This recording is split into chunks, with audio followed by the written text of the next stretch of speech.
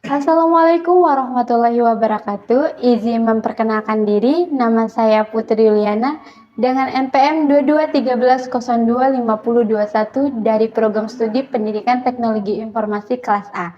Di sini saya akan menjelaskan terkait sistem komputer, di mana agar komputer bisa digunakan untuk mengolah data, maka harus terbentuknya sistem komputer. Selanjutnya di sini terdapat 3 elemen. Yang pertama ada hardware.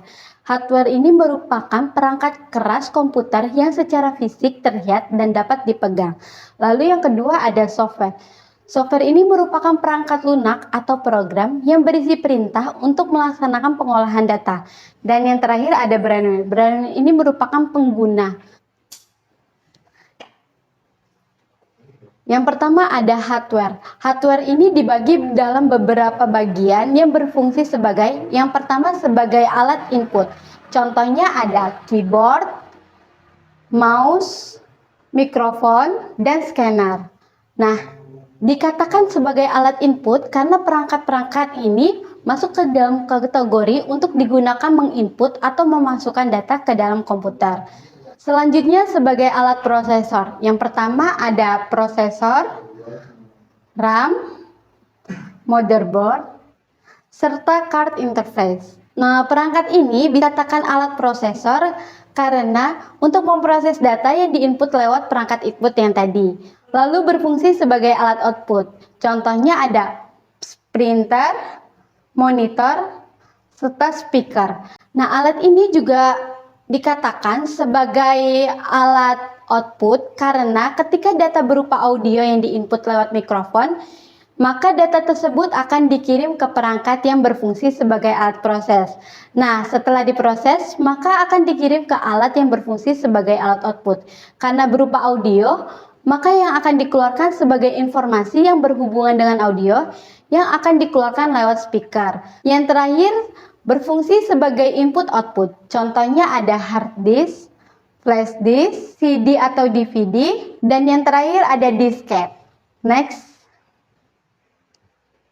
Lalu yang kedua ada software. Software ini terdapat beberapa bagian. Yang pertama namanya sistem operasi. Sistem operasi ini merupakan program dasar dari komputer. Nah, jadi jika teman-teman pernah mendengar istilah install ulang atau clean install, maka yang pertama kali diinstal itu adalah sistem operasinya, yang merupakan fondasi dari sistem dan kita gunakan. Jadi, kita tidak dapat menginstal aplikasi jika belum ada sistem operasi yang terinstal di dalam komputer kita. Contohnya ada Windows atau Linux dan sebagainya. Yang kedua ada aplikasi. Nah, aplikasi sendiri ini merupakan program kedua yang wajib diinstal setelah menginstal semua operasi. 3 aplikasi merupakan program yang diperlukan komputer setelah operasi sistemnya. Nah, fungsinya untuk melaksanakan suatu pekerjaan tertentu.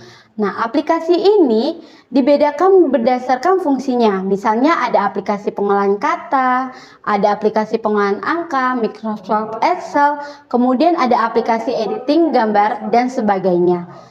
Lalu yang ketiga ada bahasa pemrograman. Nah, bahasa pemrograman ini sendiri merupakan kumpulan bahasa yang digunakan untuk membuat program atau aplikasi. Lanjut.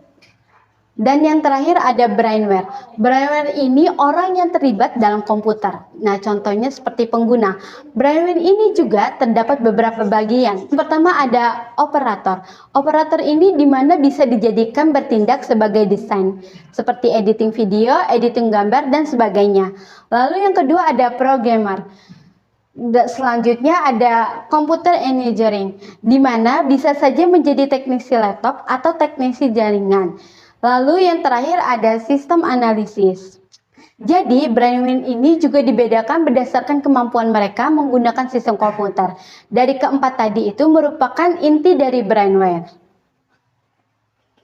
Sekian penjelasan dari saya, mohon maaf bila ada kesalahan. Saya akhiri. Wassalamualaikum warahmatullahi wabarakatuh.